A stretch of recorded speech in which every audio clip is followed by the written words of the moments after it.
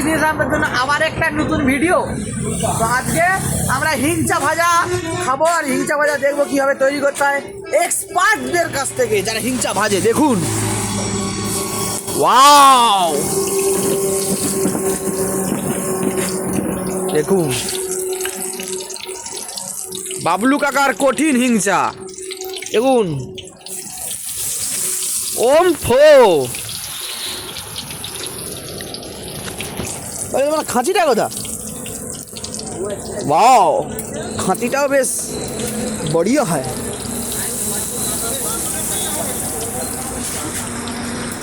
বেসনটা দেখুন ওম ফো লাগছে, ওম ফো।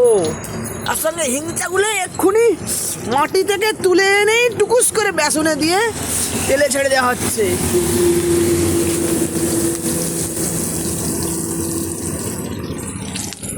দেখুন, আজ থেকে আমি চপের দোকানে কাজ করি, আর হিংচাও ভাজা হচ্ছে, চপও ভাজা হয়, সব রকম চপ ভাজা হয়।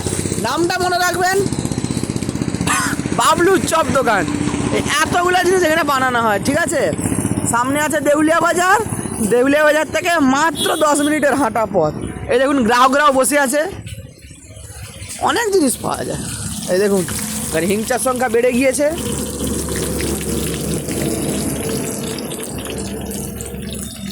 উল্টে দেই আস্তে আস্তে।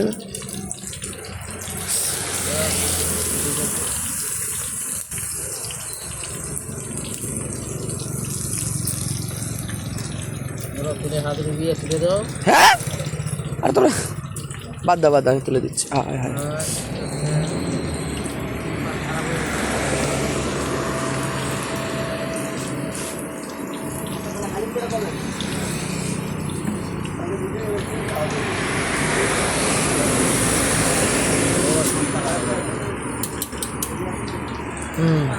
তো বাবলু কাকু, তুমি কি বলতে চাও? নামটা বলে দাও একটু। চপ দোকান। হ্যাঁ, বাবলুর চপ দোকানে বাবলু চপ ভাবছি। আমাদের কাকু হবে, জেঠু হবে। খুব সুন্দর ঘ্রাণ বেহির হয়েছে, আপনারা দেখতেই পাচ্ছেন।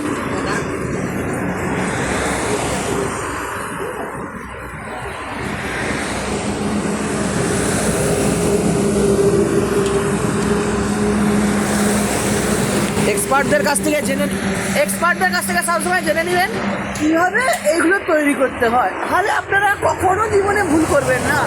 এখানে আসবেন আর স্বাদের হিংচের চপ খাবেন, স্বাদে কড়া মিঠে ভরা, খুব সুন্দর হিংচার চপ।